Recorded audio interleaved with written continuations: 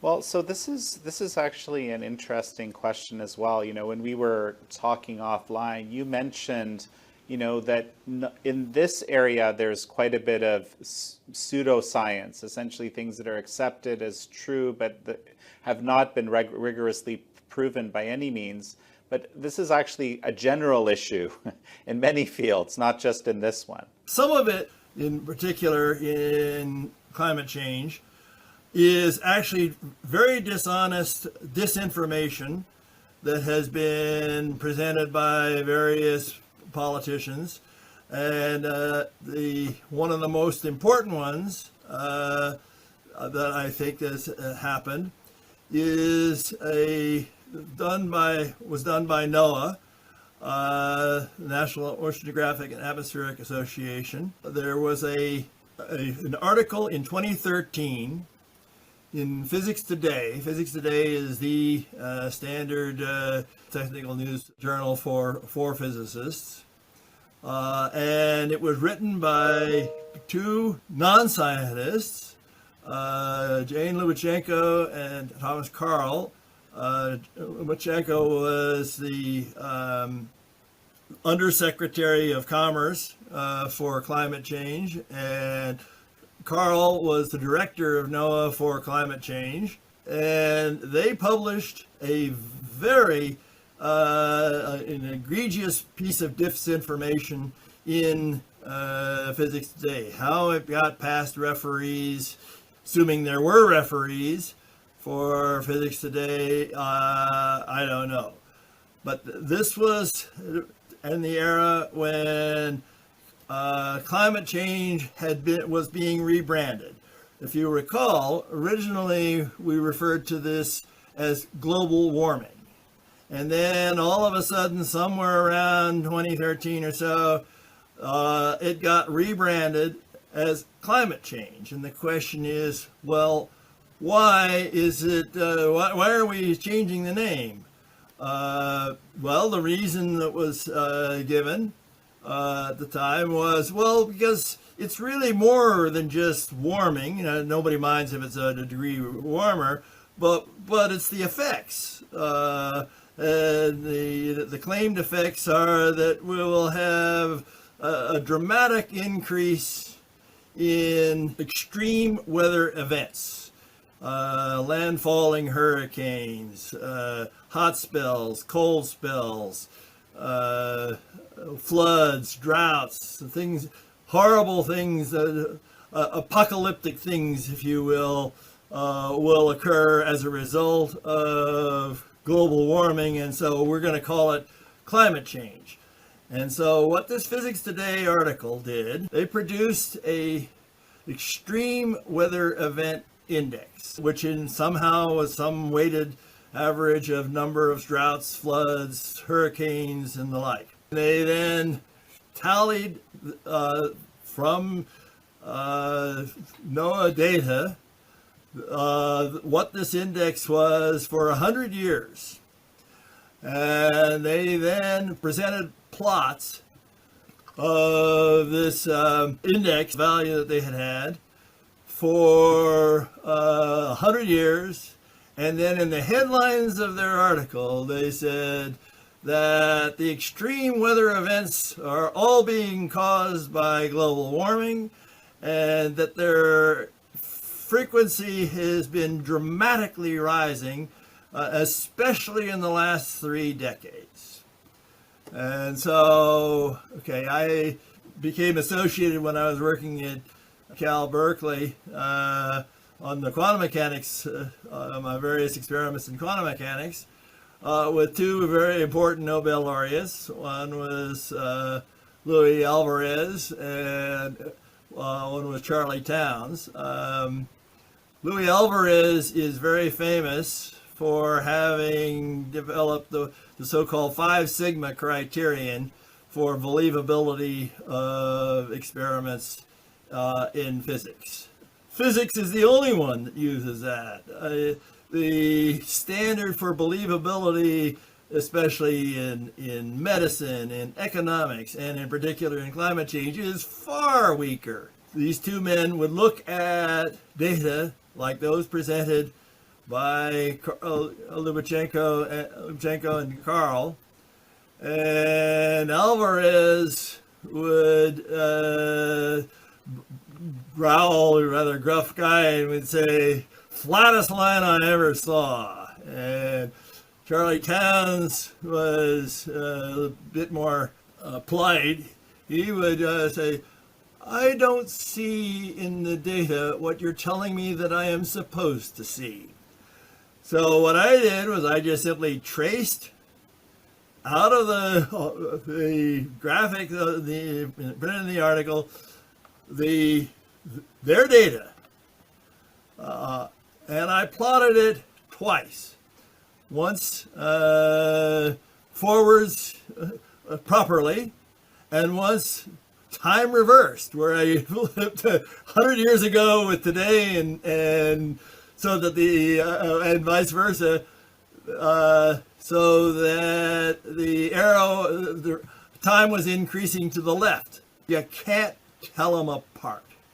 If you can't tell which way is time is going, then it's very difficult to claim that it's obvious that the climate extremes index is increasing. And my question is, are you really willing to bet trillions of dollars that you know which is right? Is it really increasing? It is clearly not.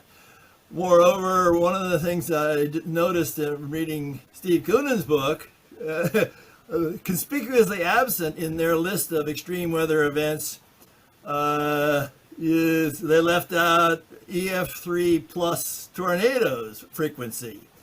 And if you added them in, it's actually clearly decreasing, because the frequency of high energy tornadoes has actually been decreasing, certainly in the last 50 years. So this, in my opinion, is a rather egregious breach of honesty by the U.S. government and by NOAA, and it is clearly done by political persuasion.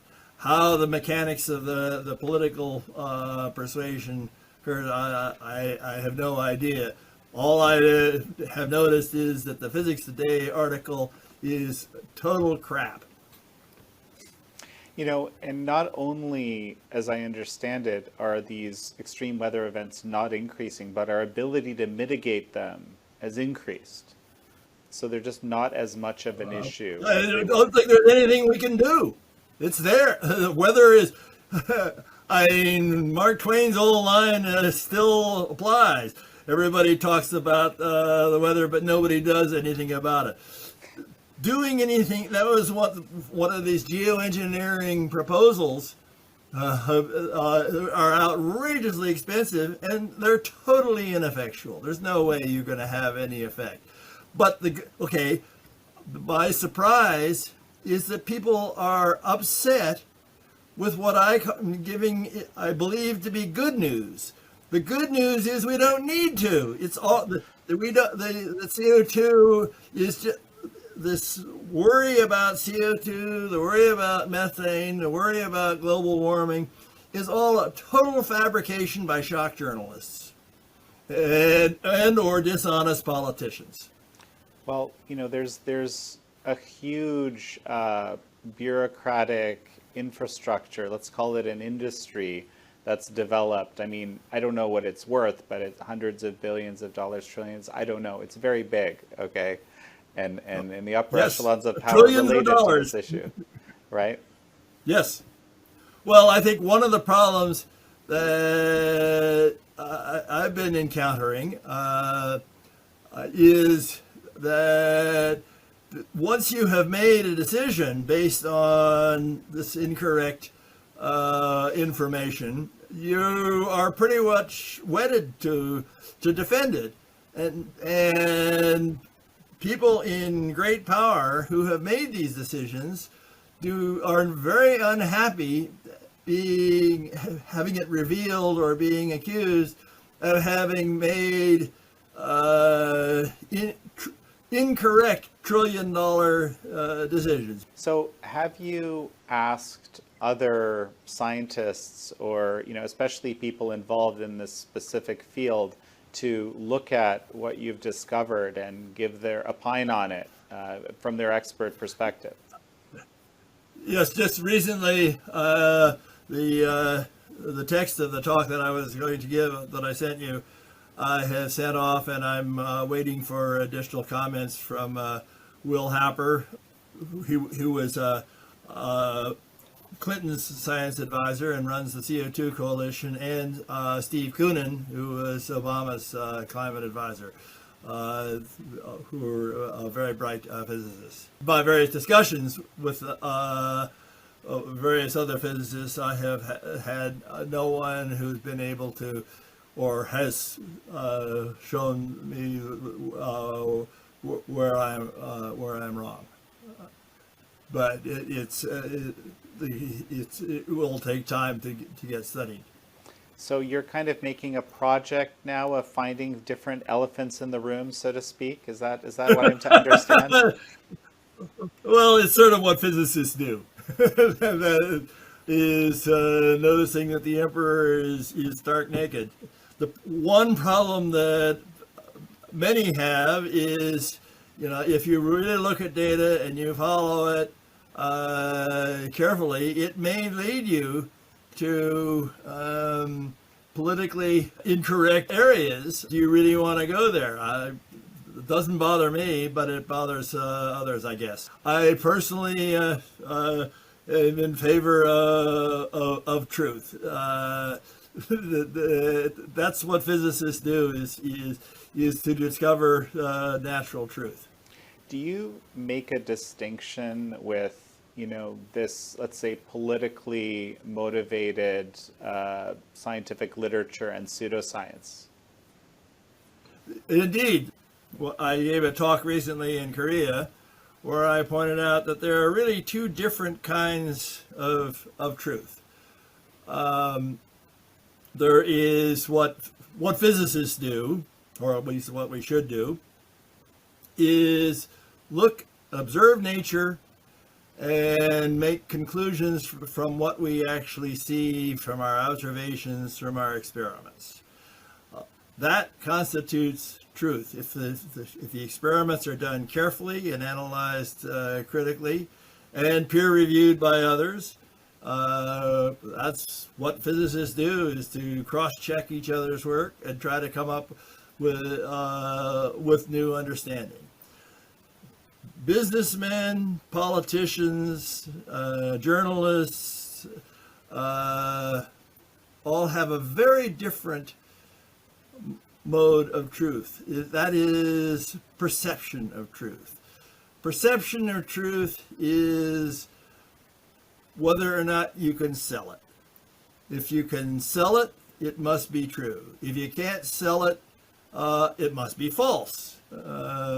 Now, one of the differences between, this have nothing to do with the real truth, which is what you would get by measuring, going out and measuring it and getting real data as to what the truth is. But an important difference between the two kinds of truth is that perception of truth is malleable. That is, you can change it. So say you can't sell it, but you still want to sell it. That's all right. We'll just change the truth. How do we do that? Well, by advertising. We call it product differentiation. We want to show that there's a difference between our product and somebody else's product, even though there is none. So we create this difference. And we can change the truth, and whereas real truth you can't change. The experiments, the observations are true. For example, the IPCC perceives that the cloud cover is constant, and although clearly it does not agree with the observations. All you have to do is just look at the satellite pictures, and you see that it's highly variable. This can be used in very dishonest ways by intentionally promoting false information, also known as disinformation. They call it promotion or advertising. When politicians and governments do it, they call it spin. They call it propaganda. And it really has very little to do with reality. They just simply need this to be true to promote whatever product they're selling, whatever purpose they have in mind, whatever wars they want to create or the like. I've been doing this for centuries with propaganda. Now the problem then is that this has all become totally pervasive. There are no referees for, and in particular of late, politicians are becoming self-styled scientists and promoting scientific disinformation. They just simply make up scientific information. This is very common in climate science. It's very common in medicine. It's particularly common in economics. So now one of the problems is that there are no decent fact checkers available. How does a fact checker know what is true and what is not? He can't. And this has particularly become apparent with these new programs like ChatGPT. It is better at spreading disinformation than the program's authors. It just simply makes up stuff as it needs it. It can't even do arithmetic. It is so stupid. Nonetheless, it can lie, it can cheat, it can fabricate references. There's a recent article in the New York Times I was reading where some poor lawyer submitted a brief to a court that was written by ChatGPT, and the judge looked at it and was a little bit skeptical, and he noticed that virtually all of the citations in the brief were fabricated. None of them were true. I think the lawyer is being disbarred by the judge for having done so. There's all kinds of scientific disinformation, and nobody knows what's right and what's wrong because it's all built into the literature, and there seems to be no way of determining the difference. Like, for example, everybody knows you can fly faster than the speed of light. I mean, the Star Trek, the Enterprise does it. All you need is dilithium crystals, so it's got to be possible. No, it's not. This has become such a serious problem. The Nobel Committee has set up a panel to try to figure out how to deal with it. They unfortunately are modeling it after the IPCC. I think that's a big mistake for them to do that, because the IPCC has become one of the worst offenders proliferation of pseudoscience. Well, in their case, I think it's just bad science. They until more recently,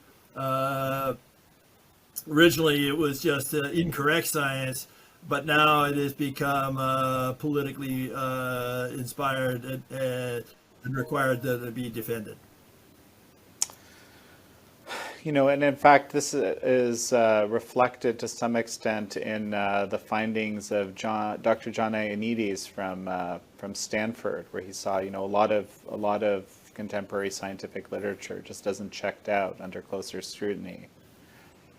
Oh, yeah. For sure. I mean, nutrition is also another field where all of this is under the influence of the associated industries, each one using it for competition with the other. Well, eating that food is bad for you. That's being promoted by the other foods industry. sort of one of the famous ones is the pork, the other white meat. I got a prize for that one.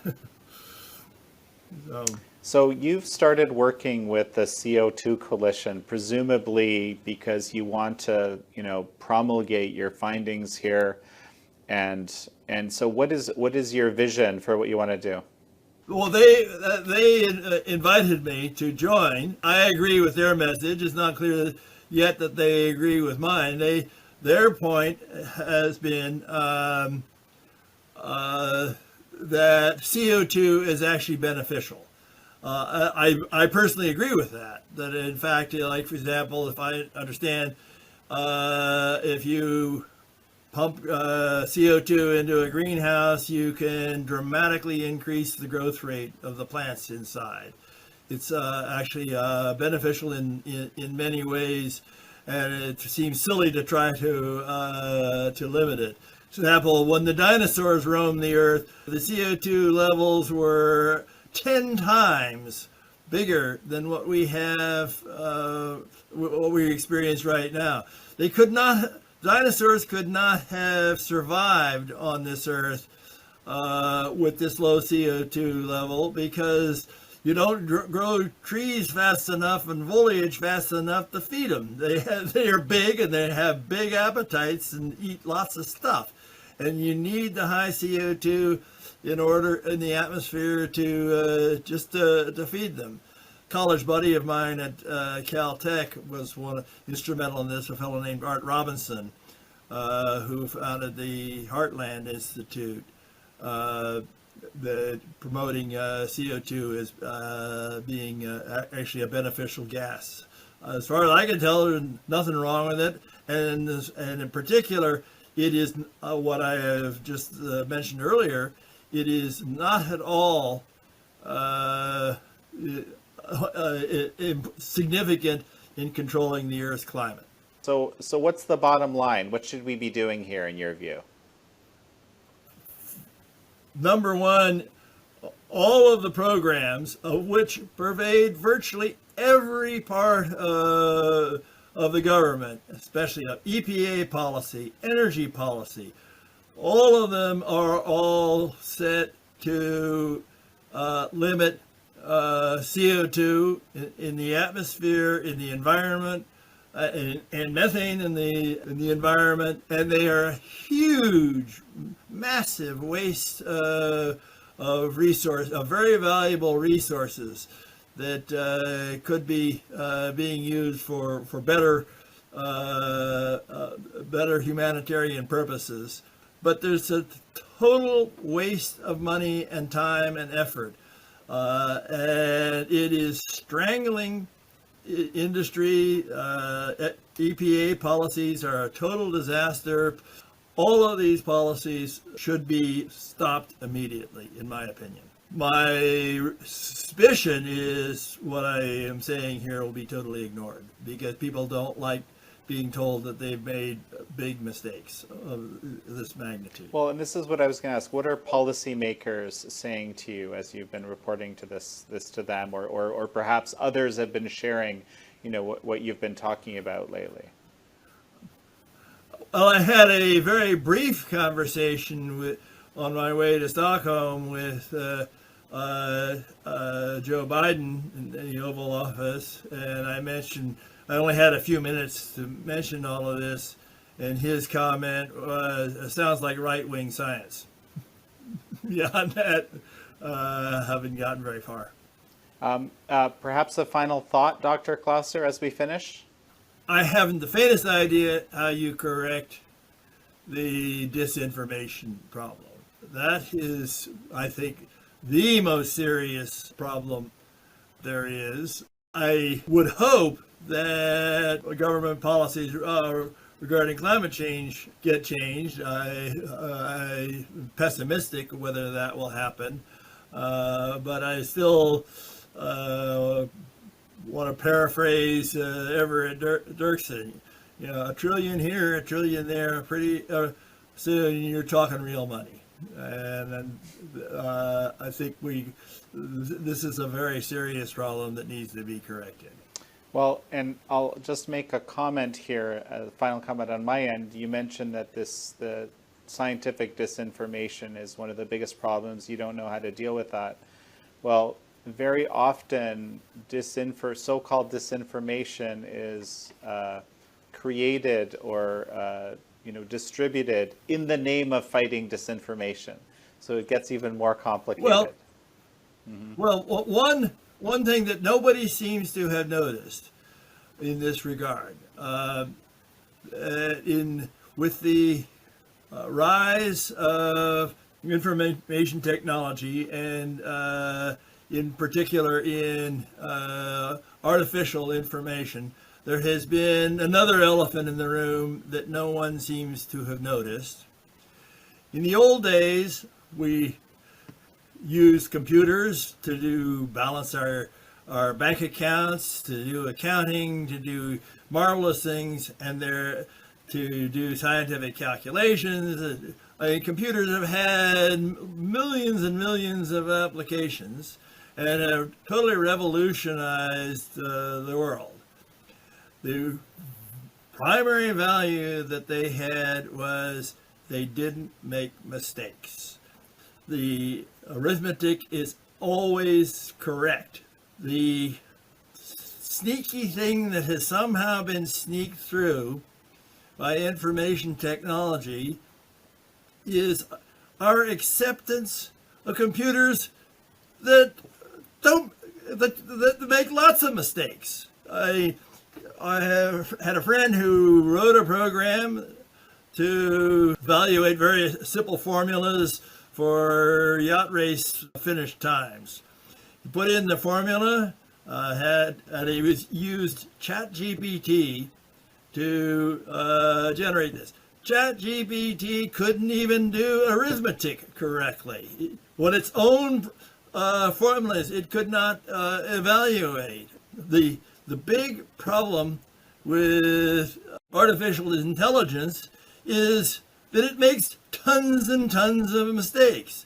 And even worse, it uses the online data as its source material, and it hasn't the foggiest idea which is fiction and which is nonfiction. The big transition has been from computers that never made mistakes to computers that make massive numbers of mistakes. It couldn't tell you whether or not it's possible to fly faster than the speed of light. And somehow the big con by the artificial intelligence industry is conning us into accepting this as, oh, well, of course, they do make mistakes, but we're working on that. So I think that is a very serious problem. That I will blame squarely on artificial intelligence. I think it's a catastrophe. I do want to ask you one more thing, and this artificial intelligence actually does figure into this.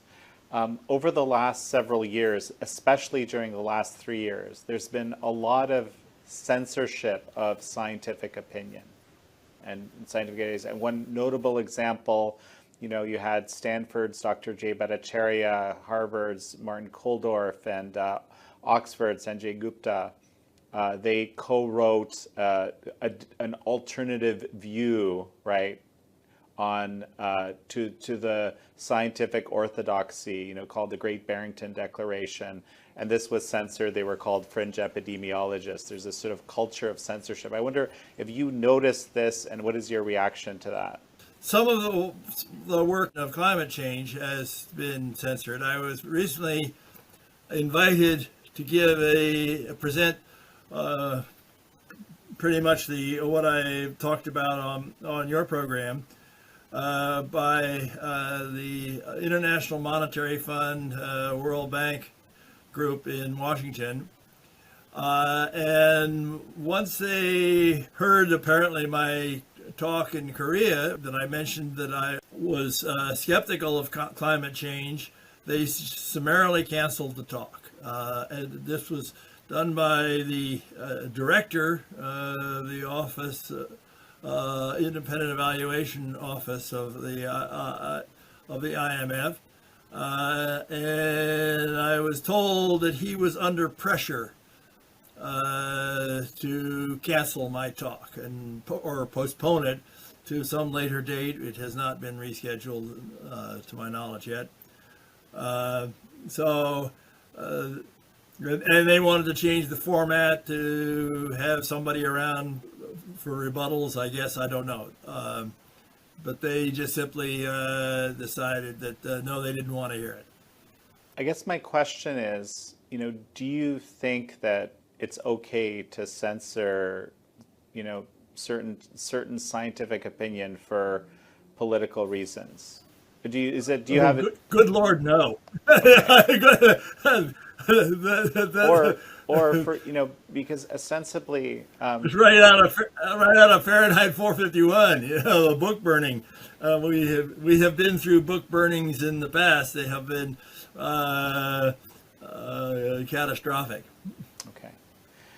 This is kind of this goes clear back to Galileo, who was threatened with being burned at the stake for the fact that he was disputing the Vatican's opinion on orbital mechanics of the solar system. And so, fortunately, he decided, okay, I'll stop. Given the alternative of being burned alive at the stake, I'll stop writing about it. But fortunately, his writings on the subject survived. Well, Dr. John Clauser, it's such a pleasure to have had you on. Thank you. I'm happy to have been here and allowed to express my views. Thank you all for joining Dr. John Clauser and me on this episode of American Thought Leaders. I'm your host, Yanya Kellick.